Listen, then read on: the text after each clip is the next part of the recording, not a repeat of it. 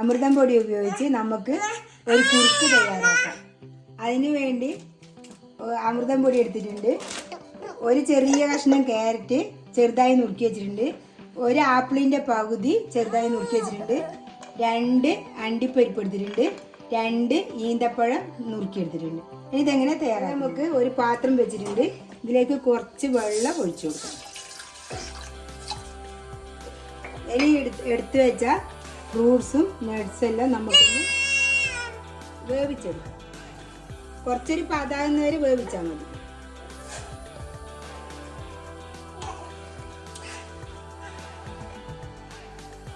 ഇതൊന്ന് തളിച്ച് വരട്ടെ.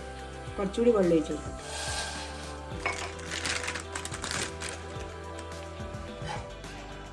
ഇനി ഇതിൽ നിന്ന് 2 സ്പൂണ് അമൃതം പൊടി നമുക്ക് എടുക്കാം. ഒരു പാത്രത്തിലേക്ക് മാറ്റി കൊടുക്കാം.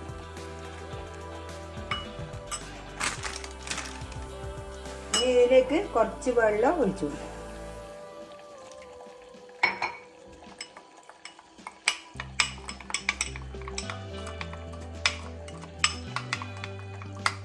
നമ്മളെ ഇത് ഫ്രൂട്ട്സ് എല്ലാം നല്ല സോഫ്റ്റ് ആയിട്ടുണ്ട്. കുറച്ചൊരു സോഫ്റ്റ് ആയാൽ മതി. ഇതായിട്ടുണ്ട്. ഇനി ഇതിലേക്ക് ഒഴിച്ചു കൊടുക്കാം. ഇതിലേക്ക് ഒഴിച്ചു കൊടുക്കാം.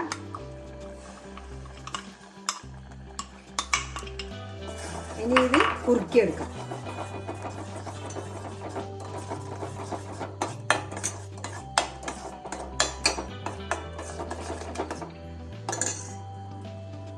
ഇത് കുറുക്കിയിട്ടായിട്ടുണ്ട്. ഇത്രയും ടൈറ്റായിട്ട് കുറുക്കിയെടുക്കണം. ഇനി നമുക്ക് ഗ്യാസ് ഓഫ് ആക്കാം. ഇനി ഇത് തണിഞ്ഞിട്ടാകുമ്പോൾ മിക്സിയിൽ അടിച്ചെടുക്കണം. കുറുക്ക് തയ്യാറാക്കാം. ഇത് നല്ലോണം തണിഞ്ഞിട്ടുണ്ട്. ഇതൊരു മിക്സിയുടെ ജാറിലേക്ക് നമുക്ക് ഇട്ട് വെക്കാം. ഇത് നോക്കണം കുഞ്ഞൊക്കെ കൊടുക്കുമ്പോൾ. ഇത് നമ്മൾ മുളകെല്ലാം അരച്ച മിക്സി ആണെങ്കിൽ അങ്ങനത്തെ മിക്സി എടുക്കണ്ട. നല്ലോണം കഴുകി വൃത്തിയാക്കിയിട്ട് നമുക്കിതിലേക്ക് ഇട്ട് കൊടുക്കാം. ഞാൻ പിന്നെ കുഞ്ഞിക്കായിട്ട് തന്നെ ഒരു വേറെ മിക്സീൻ്റെ ജാറ് മേടിച്ചിട്ടുണ്ട്. അതിലേക്കാണ് ഇതിട്ട് കൊണ്ടുപോകുന്നത്.